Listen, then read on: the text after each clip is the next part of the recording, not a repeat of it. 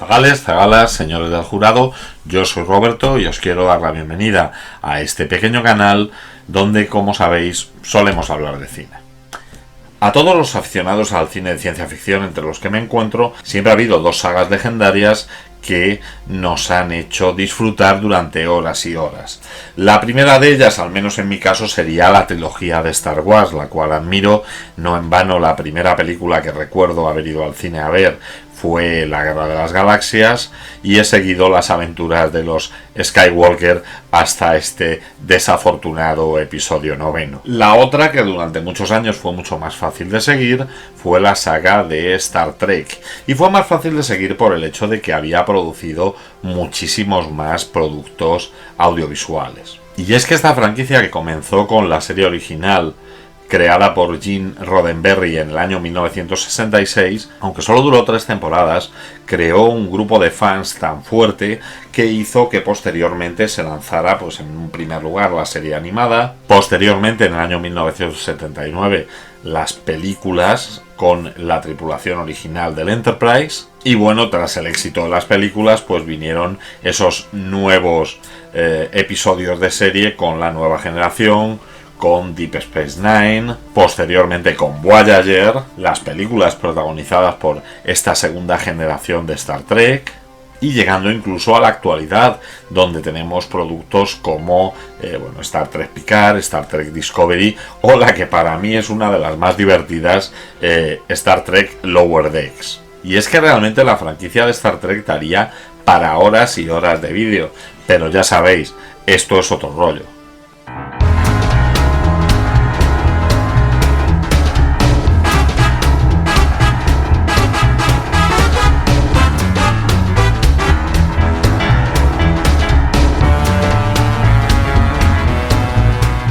En el año 1999 llegó a nuestras pantallas Galaxy Quest, traducida en España como Héroes fuera de órbita, dirigida por Dean Parisot. Esta película, basada en un guión de David Howard y Robert Gordon, nos iba a contar las peripecias de un grupo de actores que, tras haber protagonizado una serie de ciencia ficción durante los años 70, la cual logró una gran popularidad a pesar de tener únicamente 4 temporadas y de haber finalizado en un cliffhanger que nunca se resolvió con un dispositivo llamado Omega 13, sobreviven pues de convención en convención, de fandom en fandom, firmando autógrafos, y bueno, pues desde un primer momento parece que ninguno de estos actores está realmente orgulloso de la situación en la que se encuentra. El único que parece estar moderadamente cómodo con esta situación será Jason Nesmith. Jason Nesmith era el actor principal de la serie, interpretaba al comandante Taggart y es llevado a la pantalla por Tim Allen. Y es el único que parece estar pues realmente cómodo entre estos fans de la serie y en esta vida de convenciones y giras promocionales. De hecho, le echan en cara incluso que él es capaz de hacer algunas actuaciones, algunas apariciones sin el resto del elenco. El resto del elenco estará formado por el británico Alexander Dane, que de hecho en los créditos de la presunta serie tradicional es presentado como Sir Alexander Dane, el cual daba vida al Dr. Lazarus y que es interpretado por Alan Rickman. Tenemos a Gwen DeMarco, la cual era pues la coprotagonista femenina de la película, como Tawny Madison, y que bueno, pues va a ser la típica rubia voluptuosa, cuyo papel en esta serie tradicional pues era el típico papel sexualizado de estas acompañantes en las aventuras espaciales de los años 60. Estás empezando a ponerte cargante. Oye, yo tengo un trabajo en esta asquerosa nave. Es estúpido, pero pienso cumplirlo, ¿de acuerdo? Lo que tú digas. 60. Vamos a tener a Tony Shalhoub como el actor Fred Kwan, que interpretaba al jefe de ingeniería Chen.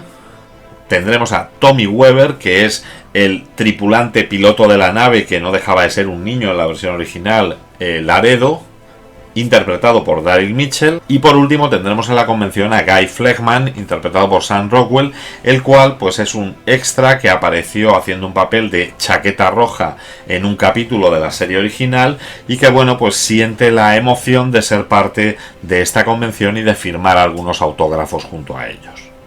Tras una de estas firmas de autógrafos, tras una de estas convenciones, en las que además Jason ha sufrido una decepción por una conversación casual que ha escuchado entre algunos de los asistentes, nos encontraremos con que este es visitado por unos peculiares fans, los cuales le piden ayuda pues para realizar unas negociaciones con un presunto enemigo. Lógicamente, el actor interpretará que esta petición de ayuda no deja de ser pues una especie de juego de rol entre un grupo de fanáticos y se ofrecerá a acompañarlos siempre que le vayan a buscar en una limusina a la mañana siguiente. Y esto es lo que harán nuestros amigos termianos. Al día siguiente pues irán a la casa de Jason, le recogerán en una limusina y le transportarán a lo que él entiende como un plató de una convención, donde se enfrentará por primera vez a Saris. Saris, este malvado con aspecto insectoide, que parece que se dedica pues a conquistar un mundo tras otro y que en este momento se está enfrentando a estos pacíficos termianos, o al menos nos han sido mostrados como una sociedad bastante pacífica. Así Matesar explicará toda la situación a Nesmith y intentará que éste pues negocie.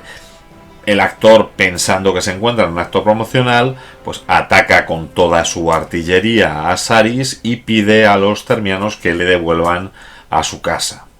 Y es cuando le devuelven a casa cuando descubre que realmente se encontraba en una nave espacial real y que realmente estaba junto con una civilización alienígena, cosa que comenta al resto del reparto. Claro, el resto del reparto no tendrá muchas dudas al respecto cuando minutos después parte de la tripulación de Matesar acuda de nuevo a pedir ayuda a Jason y este ofrezca a él pues bueno, que lleven a toda la tripulación.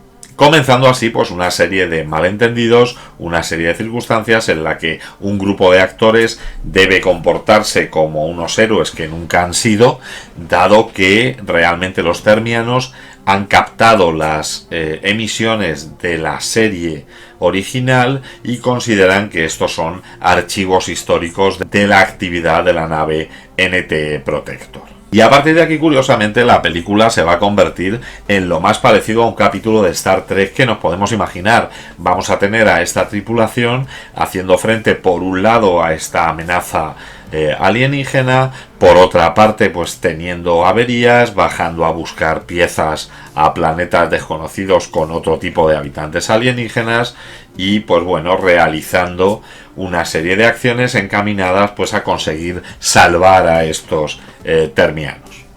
Para ello, además, tendrán que contar con la ayuda de los que realmente conocían la serie, y estos no son otros que un pequeño grupo de fans, los cuales tienen los conocimientos técnicos y tienen los conocimientos sobre la nave suficientes como para poder ayudarlos a intentar salir de esa situación. Tras múltiples aventuras y tras múltiples enfrentamientos, conseguirán regresar a la Tierra y veremos cómo se está anunciando una nueva temporada de esta serie, protagonizada por el mismo reparto con el que hemos estado disfrutando durante toda la película, al que ahora en esta ocasión ya acompañarán tanto Guy como una de las termianas que ha decidido venir a la Tierra. La idea original del guión de David Howard, que se titulaba Capitán Starshine, le surgió cuando estaba asistiendo a una proyección en un cine IMAX de una especie de documental sobre el espacio presentado por Leonard Nimoy. Así el guionista empezó a pensar qué ocurriría si estos actores tan marcados por una serie de televisión específica y que eran identificados mundialmente por esos papeles que realizaron en la serie, de repente se vieran involucrados en que su vida dependiera del conocimiento de la serie y que realmente pues que hubiera una especie alienígena real que se encontrara con ellos. ¿Cómo reaccionarían y cuál sería la actuación que podrían tener? De hecho, siempre ha manifestado que prácticamente el guión se escribía solo porque los hechos que iban ocurriendo eran la consecuencia lógica de lo anterior que había escrito. Una vez escrito, se lo presentó al productor Mark Johnson, el cual tenía un acuerdo de preferencia por DreamWorks, y así acudió a DreamWorks con este guión. Tras comprar el guión, le hizo llegar el mismo a Bob Gordon. Bob Gordon era un auténtico fanático de la serie Star Trek y fue el que realmente le dio este giro a la historia original para convertirla en lo que fue Galaxy Quest. En principio ha admitido que consideró que podía ser una idea maravillosa o una idea tremendamente horrible si no se realizaba de la manera adecuada, y así olvidó un poco el guión original y lo que hizo fue centrarse en el hecho de qué pasaría si los actores de Star Trek conociesen un grupo de extraterrestres reales. A partir del conocimiento de la serie y del conocimiento del comportamiento de los actores de Star Trek, ideó lo que sería el hilo conductor de la novela. Posteriormente, cuando tuvo este hilo conductor, lo combinó con el guión original y ahí es como quedó lo que pudimos ver en la pantalla.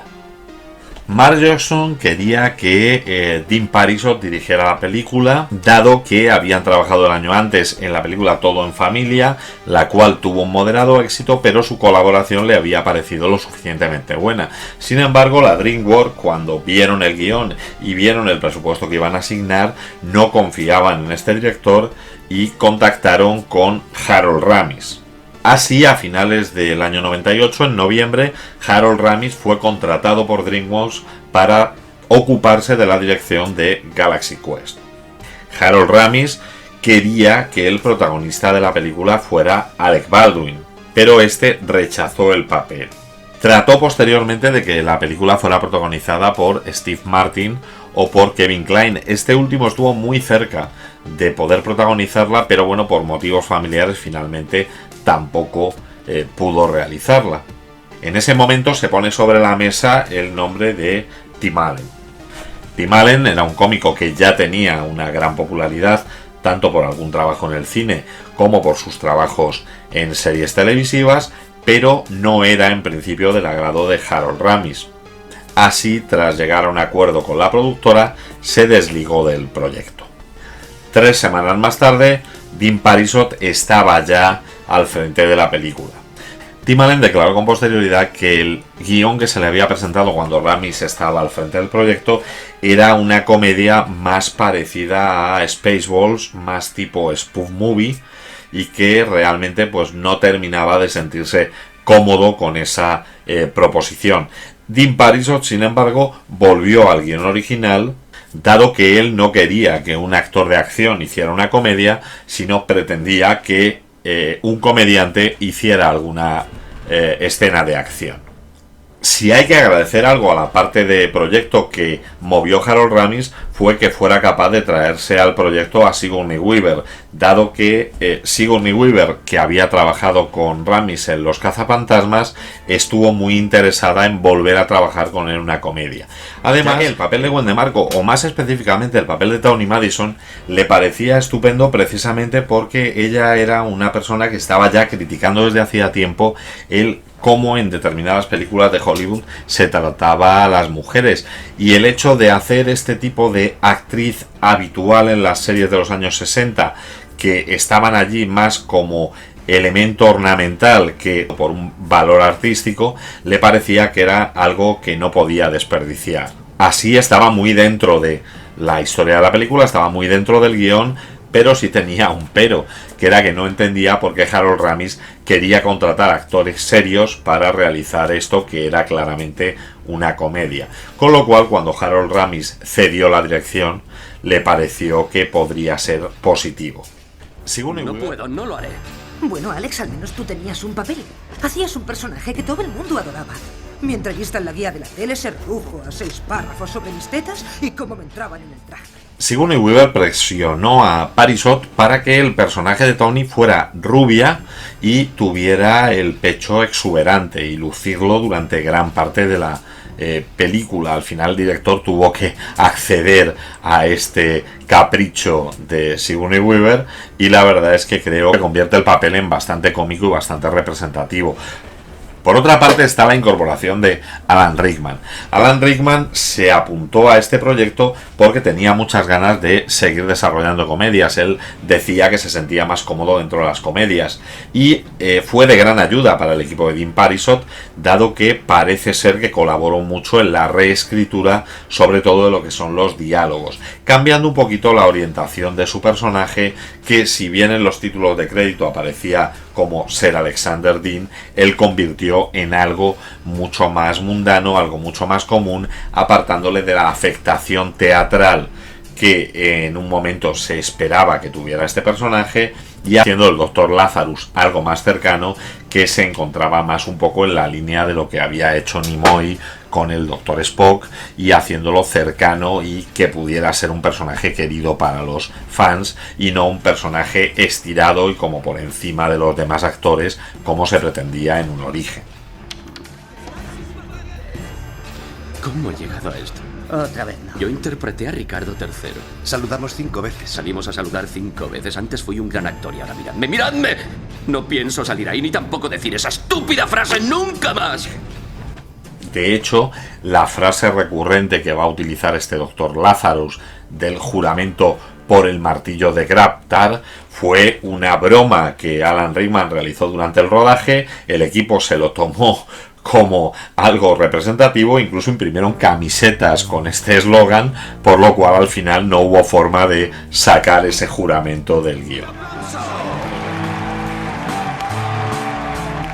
Por el martillo de Graftar seréis vengados. El caso de Tony Shalhoub fue diferente porque realmente él fue a hacer una audición para el papel de Guy. En esa audición no se le consideró como el adecuado para el papel de Guy, pero sin embargo les pareció que sería un grandísimo ingeniero Chen. Y es que tenían claro que querían hacer la broma de cómo había pasado en los años 70 con David Carradine en la serie Kung Fu.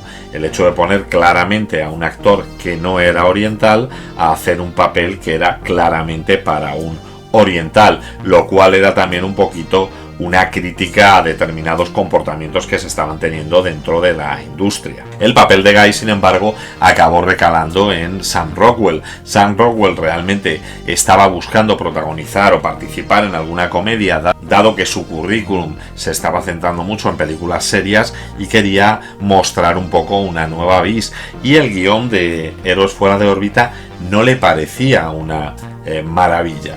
Pero sin embargo fue convencido por el ahora denostado Kevin Spacey de que este podía ser un gran papel para él, y así se involucró en la producción.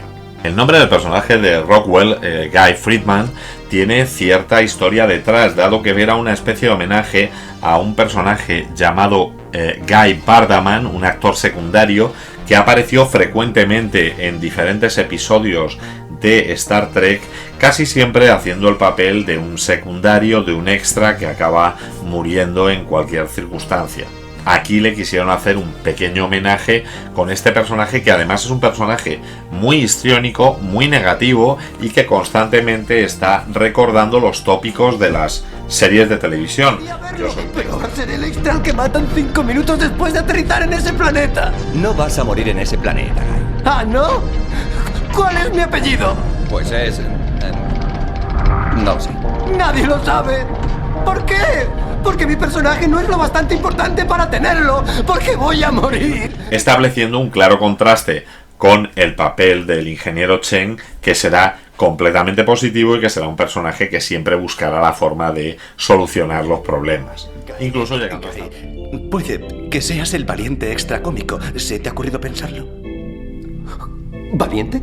Además, he tenido una idea muy interesante. Incluso llegando a establecer una relación con la Liari, esta termiana, a la cual acabará trayéndose a la Tierra y que será presentada posteriormente como Jane Doe en los créditos de la nueva serie. En cuanto al papel de Laredo, no hubo dudas, dado que el actor Daryl Mitchell había trabajado con Parisot en su anterior película y le pareció que encajaba perfectamente en este papel.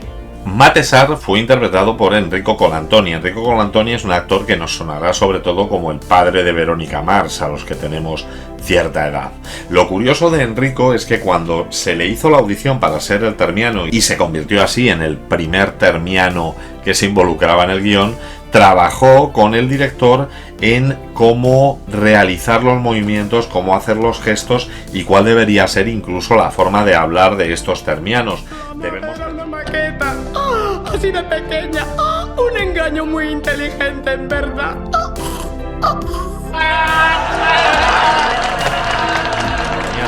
debemos pensar que al final se trata de una especie de pulpos interespaciales que están metidos dentro de un disfraz de persona. Esto le ha...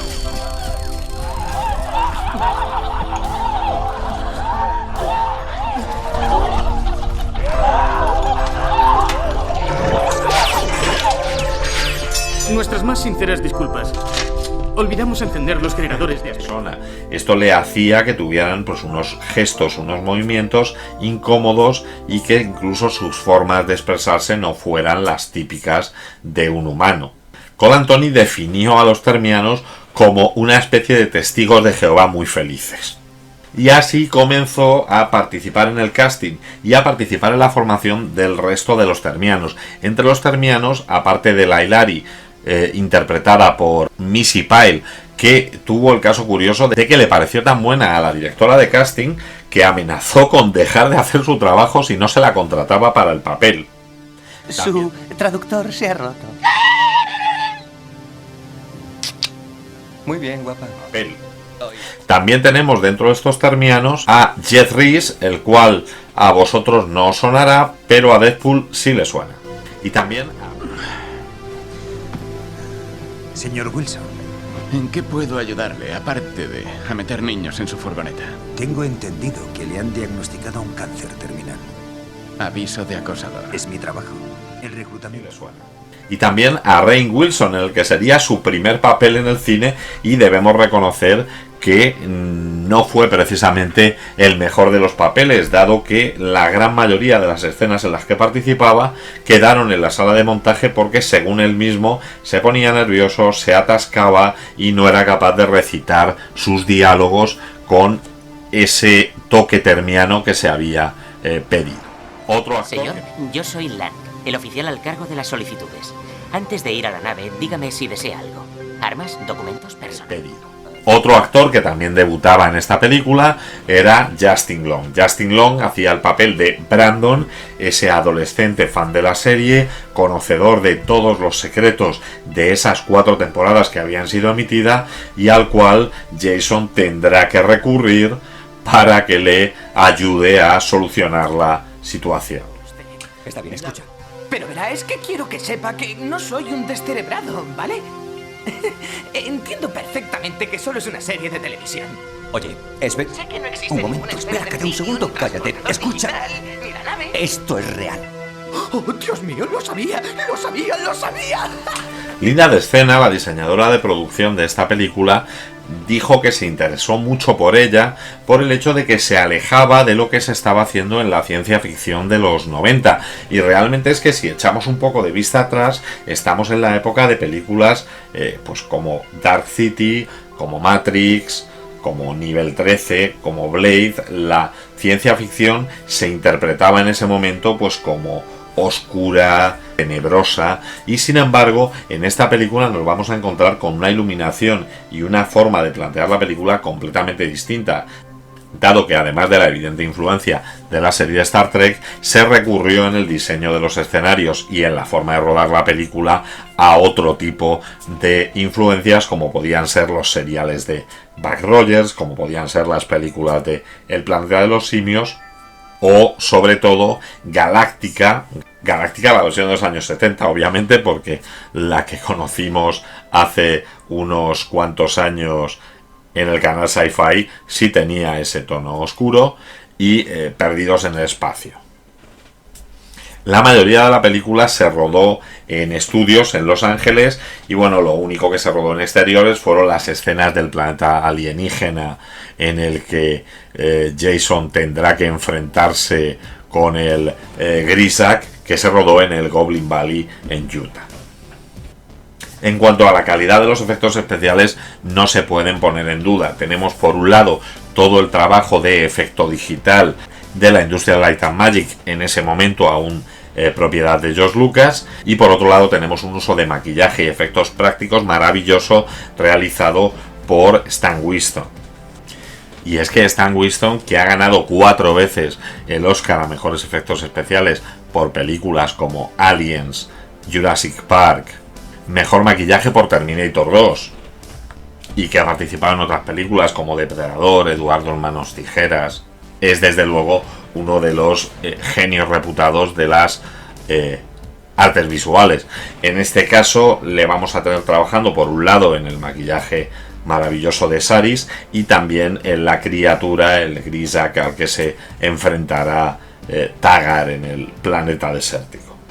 Uno de los retos curiosos que tuvo que tomar la Industrial Light and Magic fue el hecho de generar imágenes que dieran sensación de antigüedad cuando eran imágenes de la serie clásica Galaxy Quest. No, nunca abandonar, nunca rendirse. ¿Órdenes, señor? Y que por otra parte pues dieran otra sensación de realidad cuando estamos hablando de la película real en la que estaban trabajando. ¿Por qué siempre hay túneles de estos? Ahora hay una ligera caída. Esta circunstancia llevó también a un pequeño lío a los proyeccionistas, dado que la productora lanzó la película y esta se emitía en dos formatos de pantalla distintos. Al principio, cuando estamos viendo imágenes de lo que sería la serie tradicional, se utiliza una proporción 1:85:1 con la idea de replicar lo que serían los 4/3 de las pantallas tradicionales de televisión de tubo. Cuando nos íbamos a la imagen real, cuando nos íbamos a la imagen panorámica de la película que estábamos viendo, los proyeccionistas debían pasar a una proporción de 2:35:1. ¿Qué es lo que ocurría? Que como esto no era algo habitual y no se había avisado a los proyeccionistas no abrían suficiente el foco y se perdía el efecto, con lo cual la productora se vio obligada a, junto a la copia de la película, proporcionar unas instrucciones para que pudiera ser emitida de la manera adecuada. En cuanto a la banda sonora, bastante reconocible, bastante correcta, fue compuesta por David Newman.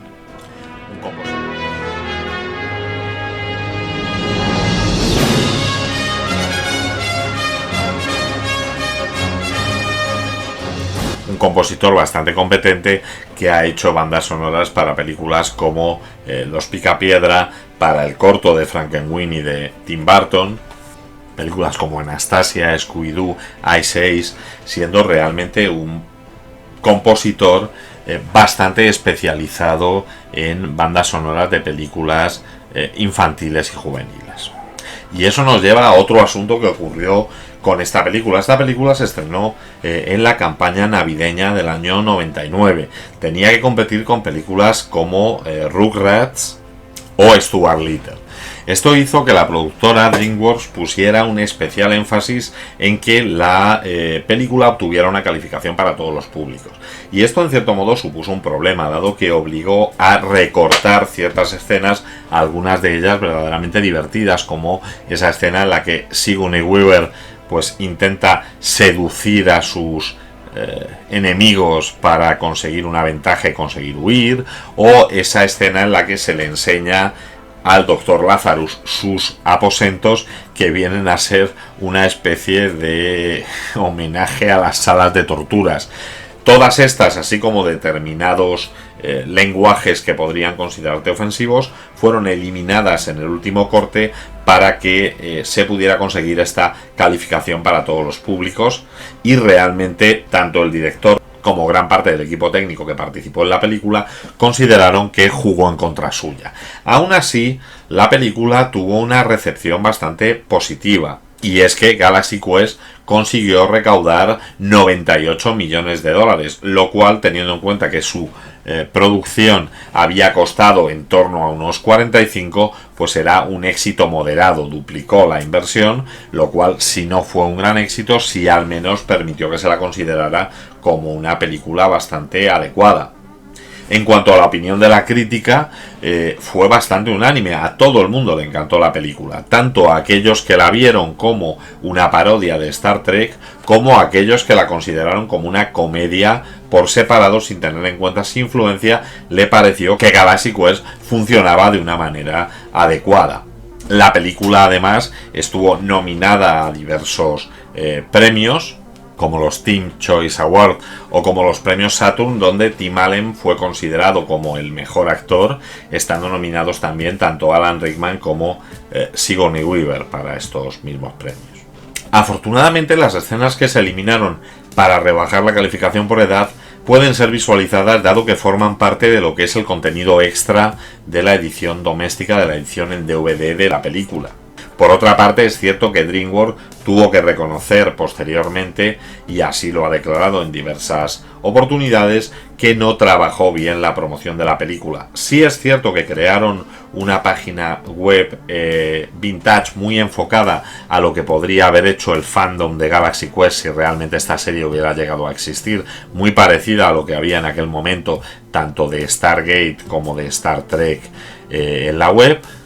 Y sobre todo, Reggie Kassenberg reconoció que fue un gran error de la compañía el lanzar un tráiler en el que los efectos especiales no estaban acabados, dado que cuando se lanzaron los tráilers promocionales de la película daba un aspecto de película serie B que hizo que quizá un público algo más maduro no se decidiera a ir al cine a ver esta película. Sí es cierto que merece la pena verse el documental promocional rodado antes del estreno de la película y titulado como Galaxy Quest 20 aniversario, en el cual aparecían los actores de la película interpretando a los personajes y actuando como si realmente se cumpliese en ese momento el 20º aniversario del estreno de la serie en la realidad, y como si todo esto fueran maniobras promocionales pues para volver a satisfacer al fandom de esta serie de los años 70. Además de los guiños a Star Trek, que son la base de la película, existen otros pequeños homenajes en los cuales nos podemos fijar. Por ejemplo, los cernianos se supone que vienen de la nebulosa Klaatu. Klaatu es el nombre del personaje protagonista de Última Duna de la Tierra. Por otra parte, por ejemplo, la frase de Quelec de "me han disparado" hace referencia a la frase que dice James Brolin en la película Westworld, en la película Almas del Metal. Las criaturas azules que aparecen en el planeta que visitan es una referencia evidente a la película Barbarella de Roger Vadim, e incluso la escena en la que DeMarco y Naismith corren por unos pasillos superando una serie de obstáculos para llegar a impedir la destrucción de la nave, tiene cierta referencia a la película de Horizonte Final, a la película Event Horizon, donde también deben pasar por un pasillo similar. Sin embargo, si hay algo que resulta verdaderamente curioso, es la repercusión que Galaxy Quest ha tenido entre los fans de Star Trek, llegando al punto de que en la convención del año 2013 de Star Trek, y situando esta película junto a las 12 películas que componían en ese momento el universo cinematográfico de Star Trek, Galaxy Quest obtuvo el 7º puesto, o sea, fue situada por los propios fans de Star Trek por delante de gran parte de la filmografía, siendo una película mucho más completa que algunas de las de la propia saga. El director, de hecho, ha reconocido en múltiples ocasiones que él dirigió la película como si se tratara de un capítulo de la serie Star Trek. El propio Harold Ramis, que como he mencionado antes, abandonó la producción de la serie por la insistencia en tener a Tim Allen como protagonista, reconoció con posterioridad al estreno que Tim Allen estaba ideal en este papel y que había sido un error el de haberlo descartado como protagonista de su obra. Por otra parte, también han existido múltiples miembros del reparto de Star Trek que han dado su opinión sobre la película, siendo unánime la sensación de que es una gran película. Me hace especial gracia el comentario que hizo William Shatner, el comentario que hizo nuestro capitán Tiberius Kirk, el cual comentó que le hubiera encantado aparecer en la película haciendo de fan fatal, dado que cuando veía al personaje de Tim Allen se sentía tremendamente identificado y entendía perfectamente todo lo que pasaba en ese primer tramo de la película, porque había sido gran parte de su vida desde que protagonizó Star Trek. Otro actor que se manifestó muy a favor de esta película fue nuestro querido Will Wheaton, el cual comentaba que la imposición de Laredo de este niño actor era un guiño bastante fiel a lo que le ocurrió a él cuando interpretaba el papel de Wesley Crusher, y donde se encontró a gran parte del fandom que se oponía a su personaje por el hecho de que qué hacía un niño en una nave espacial.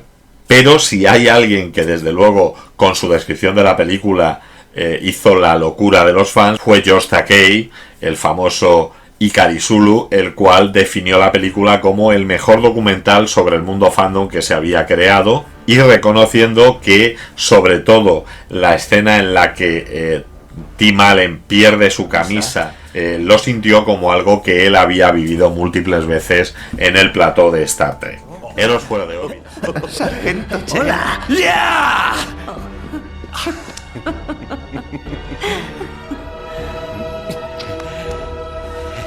Bueno, ya te has quitado la camisa. Lo logré. Bienvenido, Fred. Héroes fuera de órbita fue editada tanto en formato VHS como en formato DVD y Blu-ray, teniendo además una edición coleccionista del 2019 coincidiendo con su 20º aniversario, y además tuvo una novelización por parte del escritor de ciencia ficción Terry Bisson, la cual no se apartó realmente del argumento de la película y ha tenido una especie de continuación en el mundo del cómic con la aparición de Galaxy Quest Global Warming, la cual mostraba acontecimientos pasados años después del final de la película. Aún así, todo el mundo estaba esperando que hubiera una segunda parte de esta película. De hecho, a partir del 2014 se estaba hablando incluso de los mismos protagonistas para generar esta continuación, que no se tenía muy claro si sería película o serie de televisión. Lamentablemente, con el fallecimiento repentino de Alan Rickman en el año 2016, todo este primer proyecto quedó completamente en el aire, dado que la base de la... Por el martillo de Graptar y los hijos de Warben, tú vas a ser vengado. Dado que la base del argumento era la relación entre estos dos personajes principales, entre estos dos actores, y con la desaparición de Alan Rickman obligaba a replantear completamente toda la serie. Esto fue confirmado además por Sam Rockwell, el cual dijo que estaban a punto de firmar el contrato para la realización de la continuación cuando se produjo el fallecimiento de Alan Rickman. A pesar de esta dificultad, en enero de 2021 Tim Allen declaró que el guión para esta posible secuela estaba muy avanzado, y así incluso en junio de 2021 Georgia Pritchett junto con Simon Pegg declararon estar trabajando en la producción de esta secuela de Galaxy Quest, en esta ocasión como serie de televisión. De todos modos, y mientras esperamos a que esta serie se haga realidad, pues podemos conformarnos con la serie de Orville, donde Sid MacFarlane y Adrian Palicki nos hacen una parodia de Star Trek bastante en la línea de lo que nos estaba haciendo Galaxy Quest.